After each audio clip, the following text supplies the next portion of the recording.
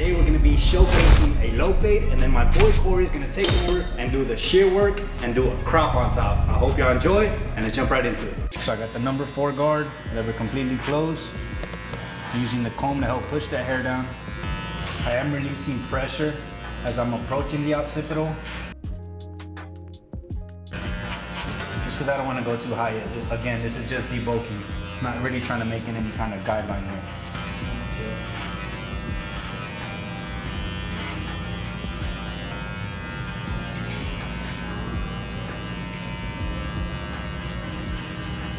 Real quick before we start, putting on my Faded Culture gloves, which you can find at fadedculture.com, of course. No glove, no love? None at all. These could be used, reused, so if you cut the fingers off, you can use them for protection. Because you know what? High quality latex. Reusable. You can use them to fight, whatever you want. Very good gloves, high quality. So like every single fade, we always run the guideline in accordance to that temple peak. Because this is a low fade, it's going to be at the very bottom of this curve. So I'm going to go ahead and start there.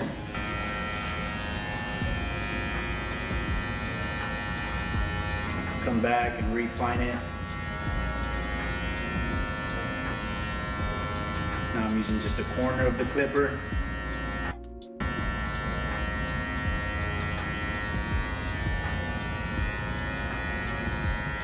Open up the lever completely.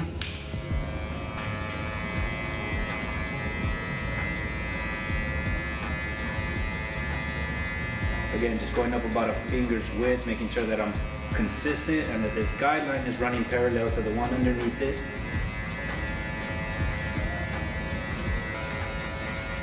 And at this point, since that first guideline is already even, I viewed it from the front, made sure that it is.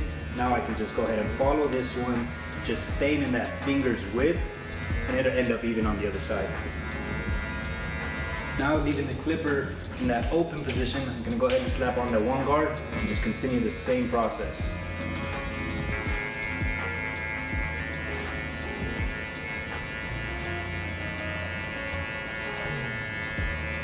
So here continuing the process with my 1.5 guard, lever still fully open. And now I'm not really thinking in terms of guidelines, I'm more so just thinking in terms of connecting the sides to the top. Technically, I'm still going up about a finger's width, but again, it's just more so my thought process behind this step.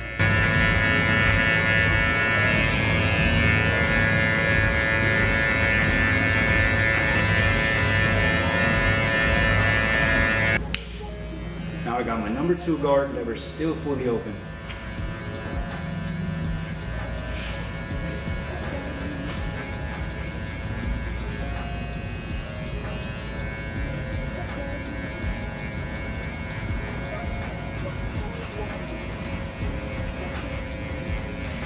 Alright, so from here I'm going to go ahead and switch out that number 2 into the number 3, still leaving the lever in the fully open position, and this will be the last guard that I'm going to use.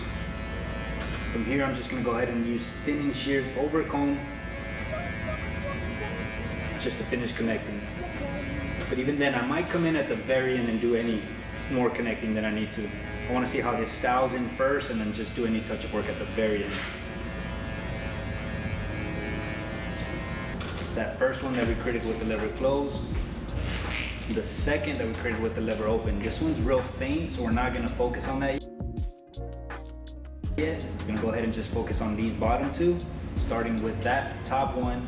We're gonna go ahead and use our 1/2 guard, close it into that 3/4 position and start attacking that using mainly the corners of my clipper. Now that we're starting this fading process, I'm gonna focus a lot on the grain of the direction of the grain of the hair. So for instance right here, you can see it's coming in this backward motion. I'm gonna use the corner of the clipper to come forward. And the same thing right here, it's more just coming down. Right here, I'm gonna just come up.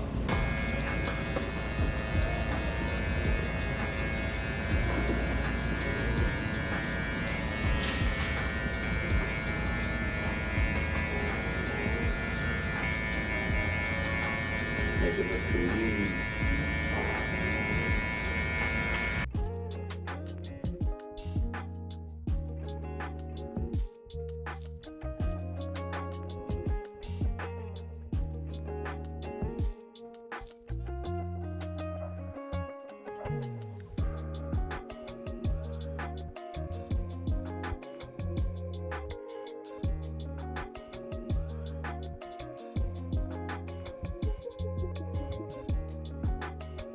Go ahead and continue towards the back.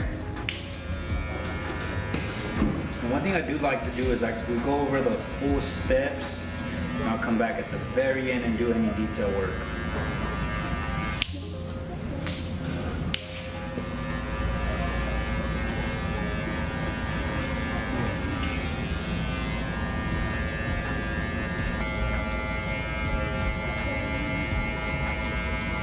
Notice how once I get higher into the fade, I angle the clippers so much that I'm basically just using 1 or 2 teeth of it.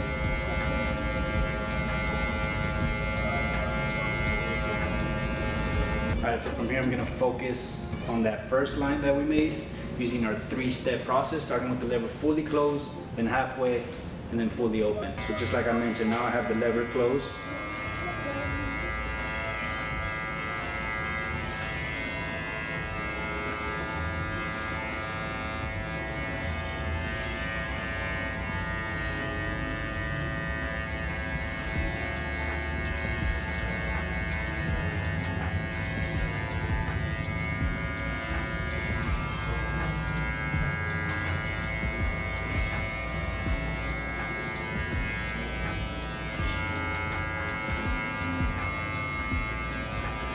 Now halfway.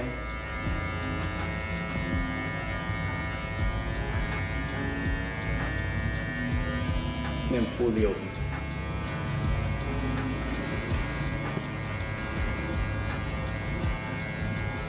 Again, just using the last tooth.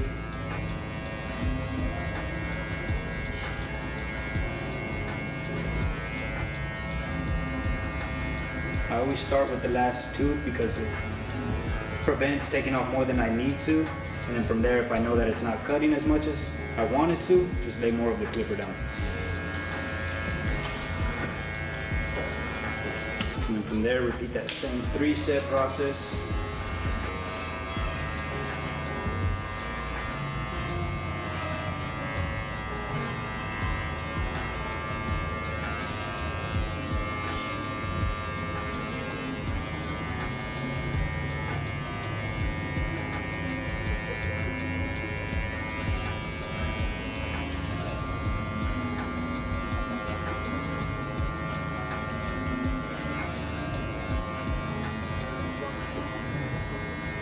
Alright, now that we're in the back side, again, just split it up into 2 spots, repeating that same 3-step process.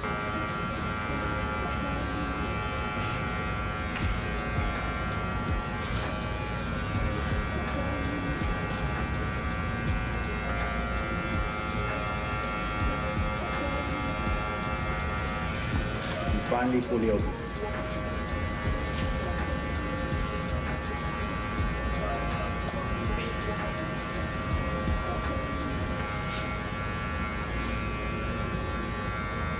Now coming in with my trimmer in the forward position to get it a little bit closer to the scalp.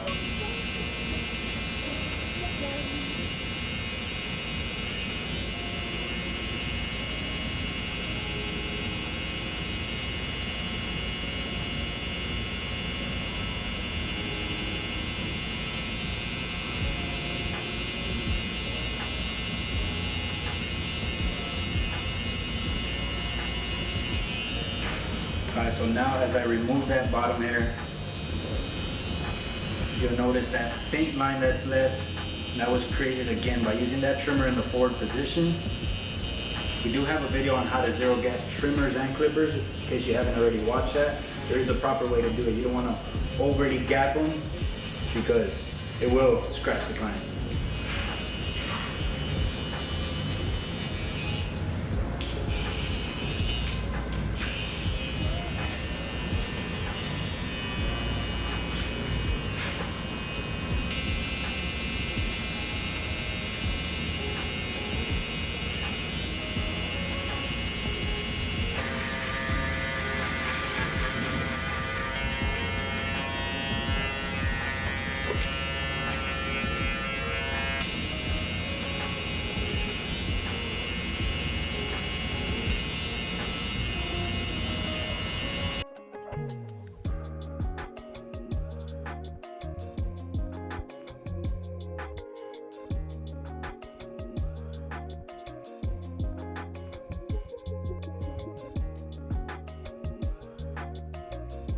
So we're gonna saturate now, making sure that there's enough water from root to end.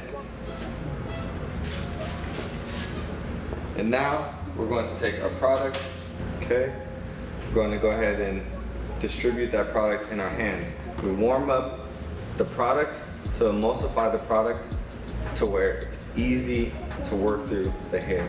The last thing you want to do is use cold hands to put in product, because then the product is on just one part of your hand instead of being evenly distributed between your palm to your fingertips. I use my fingertips to apply, and then I will reapply the product through my fingertips. And I'll show you. I use my fingertips to work the product in from root to end. And then you will see the product is gone from my fingertips, but still in my palms.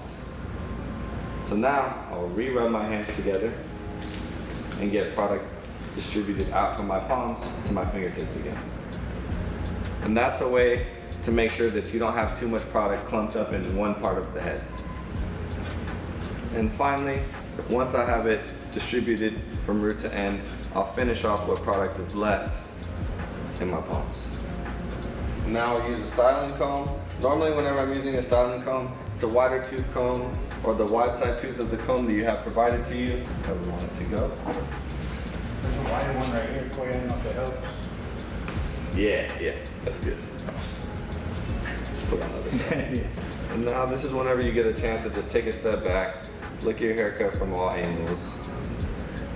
And you can see that we very specifically cut the hair in this shape for a reason, to really accentuate all of the work that we've created.